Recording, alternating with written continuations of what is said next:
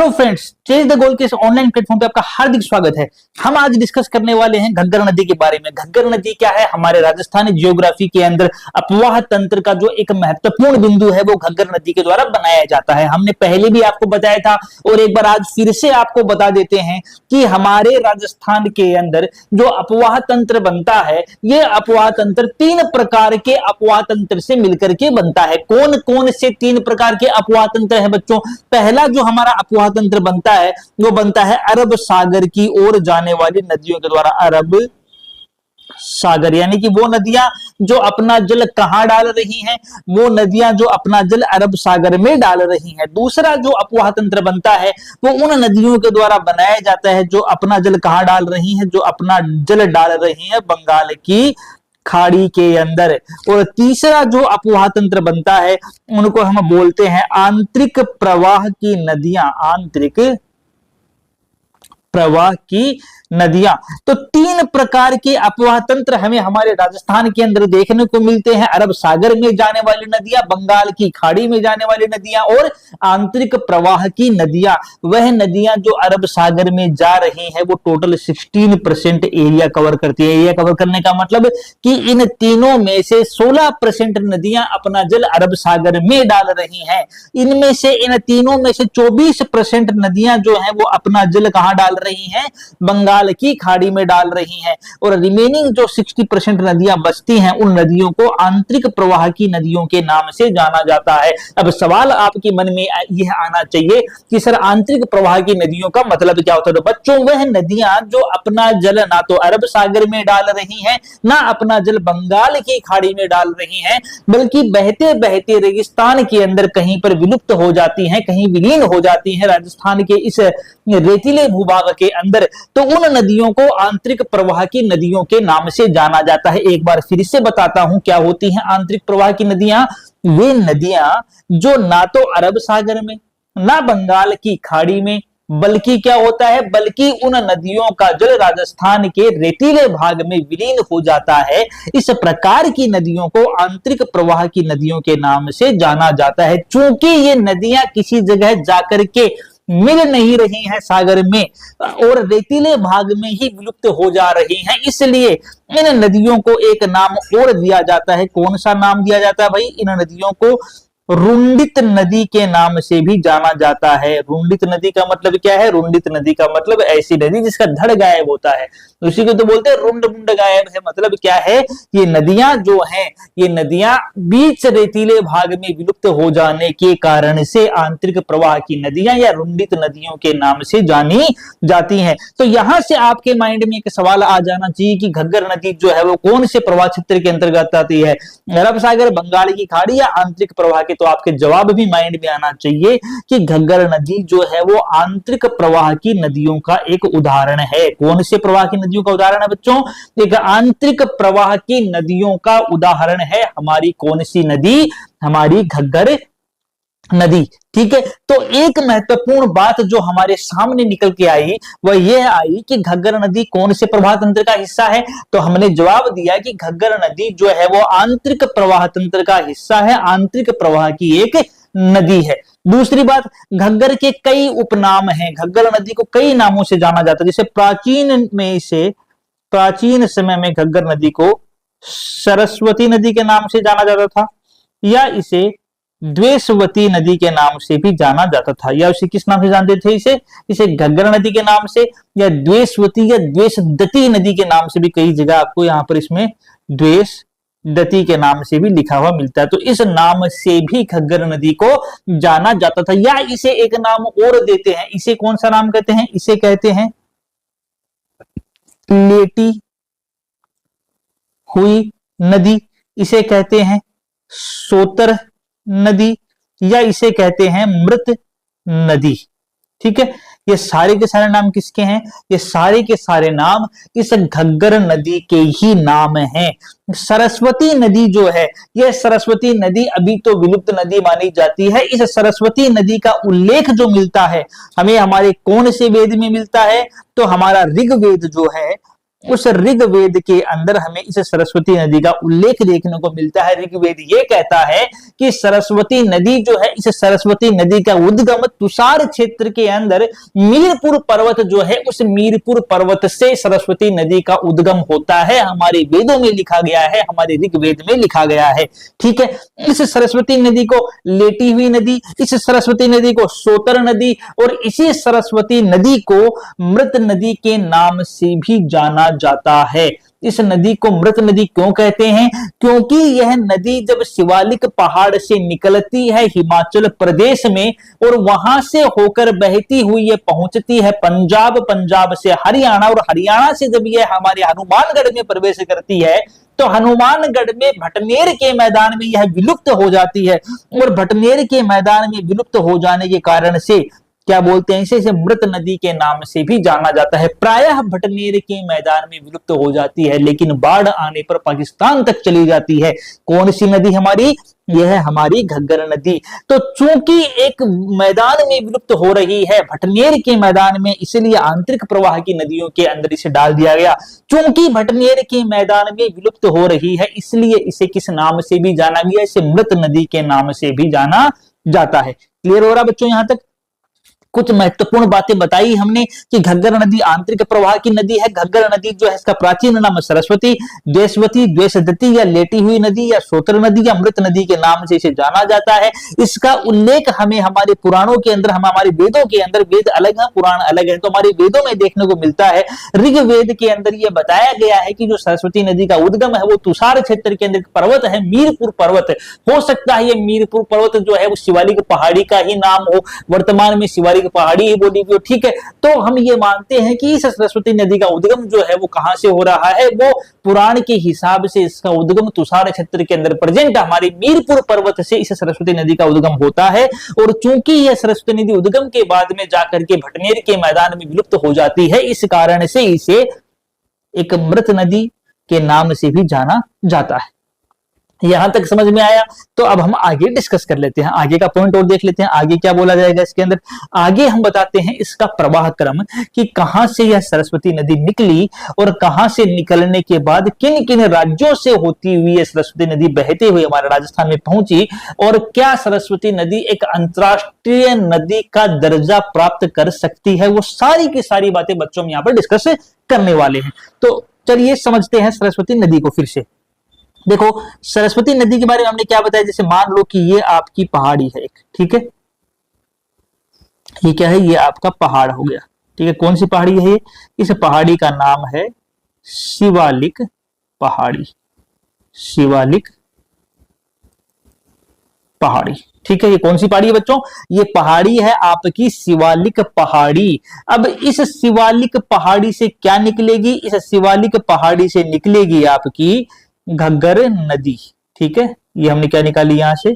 यहां से हमारी निकल रही है ये घग्गर नदी, यहां से निकल रही है। ठीक है, शिवालिक पहाड़ी से घग्गर नदी निकली।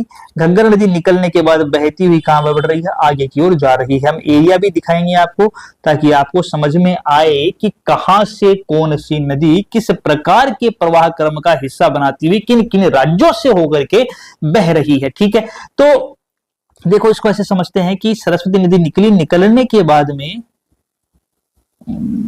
इसको थोड़ा सा डायग्राम ऐसे लेते हैं। ठीक है,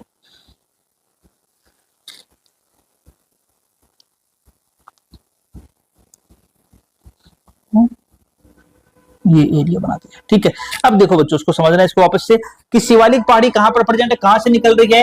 हिमाचल प्रदेश जो है उस हिमाचल प्रदेश के अंदर जो हमारी शिवालिक पहाड़ी है उस शिवालिक पहाड़ी से सरस्वती नदी का उद्गम हुआ है। कहां से उद्गम हो रहा है इसका? सरस्वती नदी का उद्गम हमारे हिमाचल प्रदेश में प्रेजेंट जो शिवालिक पहाड़ी है वहां से इसका उद्गम हुआ। तो ये शिवालिक पहाड़ी कहां होगी बच्चों? ये शिवालिक पहाड़ी हो गई आपके हिमाचल प्रदेश में, एक राज्य के अंदर आ गई। ठीक है, उद्गम होने के बाद यह जो हमारी सरस्वती नदी है ये कहां से बहती है? ये डायग्राम थोड़ा सा चेंज कर लेते हैं, ज्यादा नहीं, थोड़ा सा इसको चेंज करने की हमें यहां पर जरूरत है। ठीक है, इसको ऐसे लेके ऐसे बनाएंगे। ठीक है। कहां से उद्गम हुआ? उद्गम हुआ इसका हिमाचल प्रदेश की शिवालिक पहाड़ी से। उद्गम होने के बाद यह जो हमारी सरस्वती नदी है, सॉरी घग्गर नदी है, ये घग्गर नदी कहां आ रही है? ये वाला जो एरिया हमने यहां पर दिखाया ना, ये वाला आपका हरियाणा है। ठीक है, ये कौन सा एरिया बच्चों? ये वाला हरियाणा है। आप यहां समझ लो, ये है आपका हरियाणा, यानी कि हरियाणा से फ्लो होगी। बीच में इसने क्या किया, कहां प्रवेश कर लिया? बीच में यह चलेगी पंजाब वाले एरिया में। देखो सरस जो आपकी घग्गर नदी है, बार बार सरस्वती नदी का नाम आ रहा है, जैसे सरस्वती माता ही जुबान पे बैठी हुई है। तो जो हमारी घग्गर नदी है, यह घग्गर नदी कहां से निकली? यह घग्गर नदी जो है वो हमारी हिमाचल प्रदेश की शिवालिक पहाड़ी से निकली। निकलने के बाद में इसने एंट्री कहां की? निकलने के बाद में इसने एंट्री की। Number 1 point Himachal Pradesh, number 2 point हमारा हरियाणा। हरियाणा के अंदर एंट्री करती है। यहां पर एक जगह है अंबाला, उस अंबाला के पास से बहती हुई यह चली जाती है हमारे तीसरे राज्य, कहां पर? पंजाब के अंदर।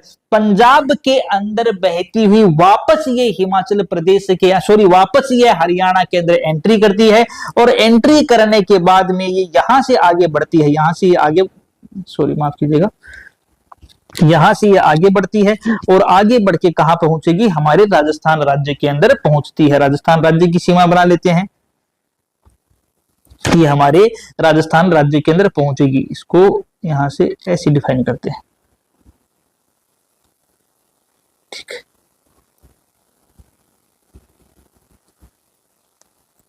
कहां पहुंच रही है अब ये नदी? अब यह नदी पहुंची राजस्थान के अंदर। राजस्थान के अंदर जब ये नदी पहुंचेगी तो राजस्थान में कहां से एंट्री करती है? ये वाली एक जगह है, यहां से ये राजस्थान के अंदर एंट्री कर रही है। इस जगह का नाम क्या है? ये जिला कौन सा है? ये जिला है हमारा हनुमानगढ़ जिला। हनुमानगढ़ जिला। हनुमानगढ़ जिले के अंदर तहसील कौन सी है? ये तहसील हमारी टिब्बी तहसील।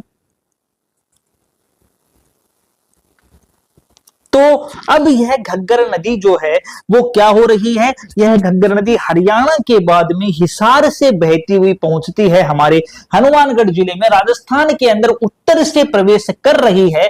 और यह पहुंचकर हनुमानगढ़ जिले में एक तहसील है टिब्बी तहसील, उस टिब्बी तहसील से प्रवेश करेगी। और यहां पर जो गांव पड़ता है वो कौन सा गांव पड़ता है बच्चों? यहां पर जो गांव पड़ता है उस गांव का नाम है तलवाड़ा गांव।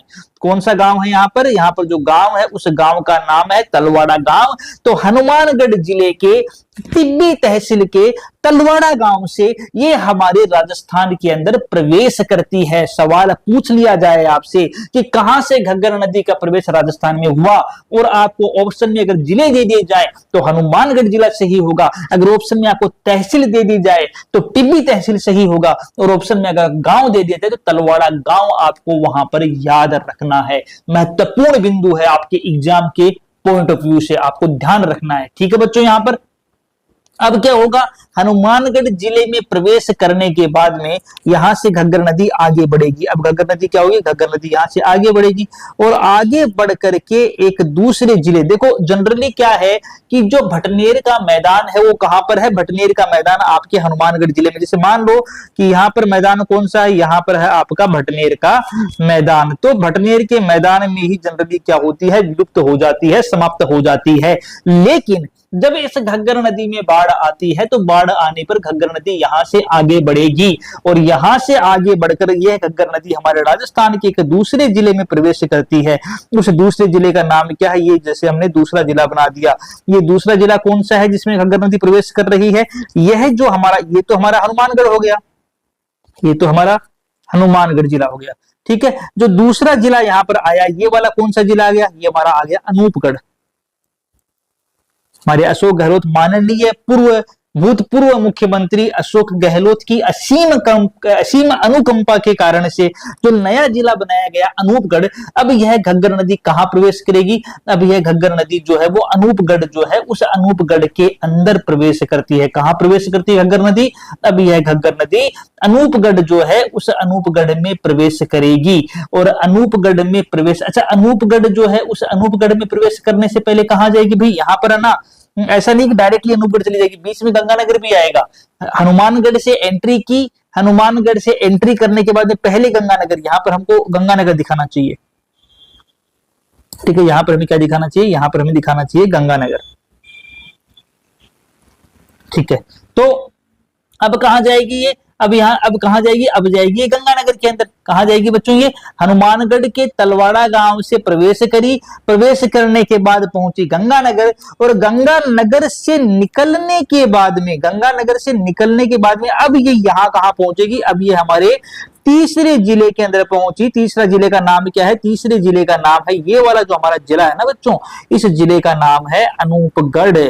तो कहां पहुंची, अब यह पहुंची अनूपगढ़ जिले के अंदर, और अनूपगढ़ जिले के बाद में यहां से निकलेगी और निकल करके पाकिस्तान के अंदर प्रवेश कर जाएगी। पाकिस्तान में प्रवेश कर कहां तक जाएगी, पाकिस्तान में प्रवेश करके यह फोर्ट अब्बास तक जाती है। फोर्ट अब्बास, फोर्ट अब्बास कहां पड़ता है, फोर्ट अब्बास पड़ता है आपके पाकिस्तान के अंदर।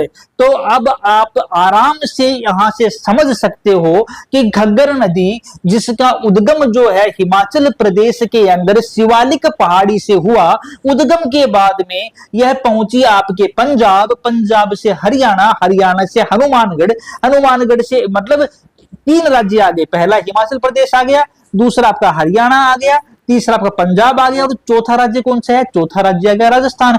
तो राजस्थान के अंदर यह हनुमानगढ़ जिले के टिब्बी तहसील के तलवाड़ा गांव से प्रवेश करती है, और उसके बाद में हनुमानगढ़, हनुमानगढ़ से बहती हुई गंगानगर, गंगानगर से बहती हुई अनूपगढ़, और अनूपगढ़ के बाद में फोर्ट अब्बास पाकिस्तान तक यह नदी जाती है। कौन सी नदी, हमारी घग्गर नदी, हमारी आंतरिक प्रवाह की नदी, हमारी सरस्वती नदी, द्वेषदती नदी, सोतर नदी, मृत नदी, लेटी हुई नदी, नट नदी, सारे के सारे एक ही नदी के नाम है।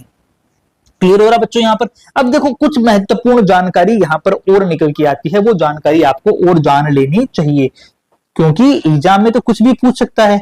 तो जो एग्जाम में पूछना है हमें उसके एक कदम आगे रह करके तैयारी करनी है, ताकि एग्जाम को हम क्या कर सके, वहीं पर धुआं धुआं कर सके।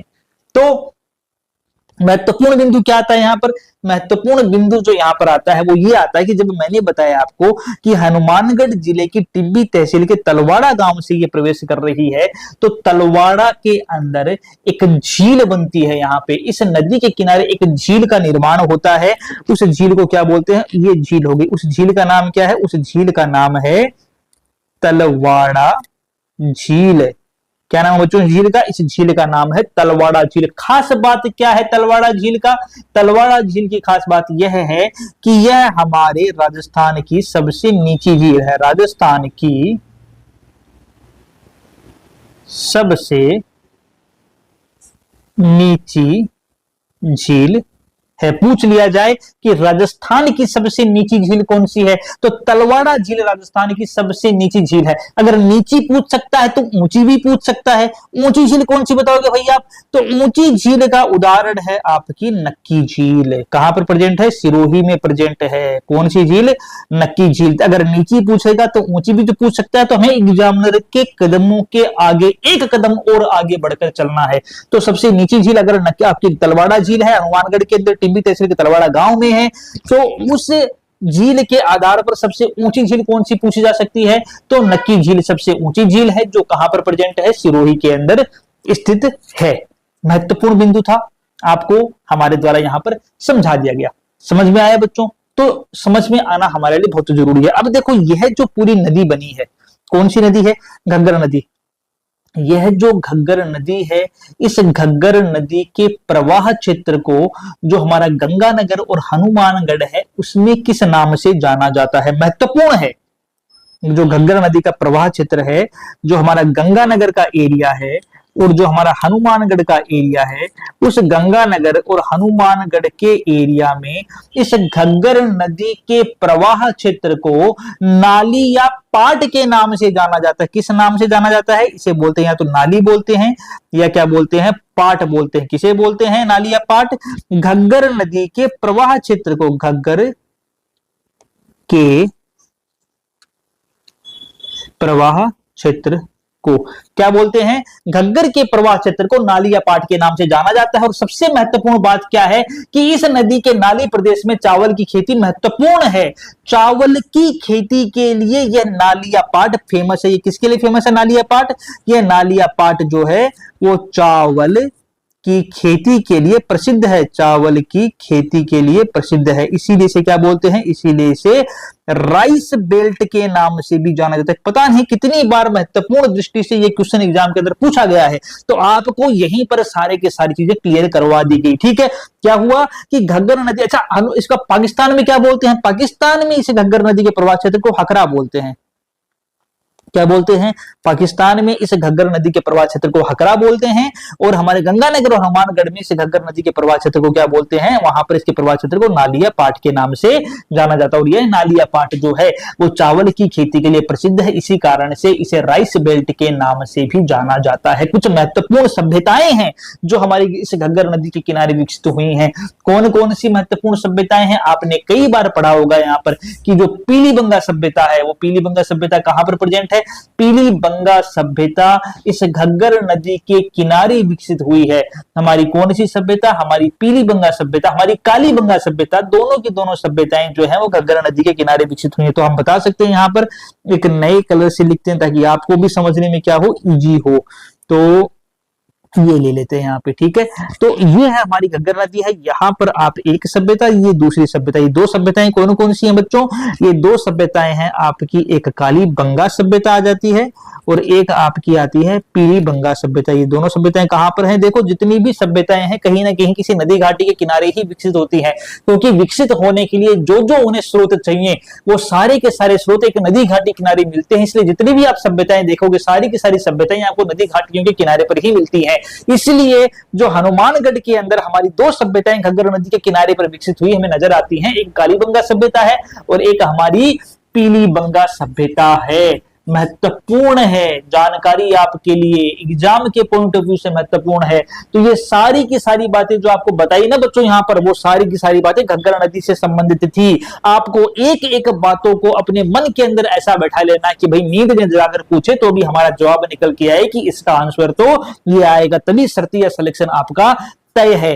तो यह जानकारी जो है घग्गर नदी के बारे में, हमारी आंतरिक नदी के बारे में आपको हमारे द्वारा उपलब्ध करवाई गई, प्रोवाइड करवाई गई। आपको यह जानकारी कैसी लगी हमें जरूर बताएं। आज की क्लास में हम घग्गर नदी को ही पढ़ेंगे, इतना ही डिस्कस करने वाले हैं। आज की क्लास में आपको क्या बताया गया, जो जो चीजें आपको समझाएगी वो समझ में आई या नहीं आई, हमें कमेंट बॉक्स में कमेंट करके जरूर बताएं। वीडियो कैसा लगा आप हमें जरूर बताएं, और अगर आपको वीडियो पसंद आ रहा है तो चैनल को सब्सक्राइब भी करें, वीडियो को लाइक भी करें और इसको आगे शेयर भी करें, ताकि ऐसी महत्वपूर्ण जानकारी से कोई भी वंचित ना रह सके, क्योंकि शिक्षा पर सभी का अधिकार है और शिक्षा को जितना फैलाओगे शिक्षा का फैलाव भी उतना ही होता है और आपकी ज्ञान का वर्धन भी उतना ही होता है। तो मिलते हैं बच्चों अगले वीडियो में, तब तक के लिए जय हिंद दोस्तों।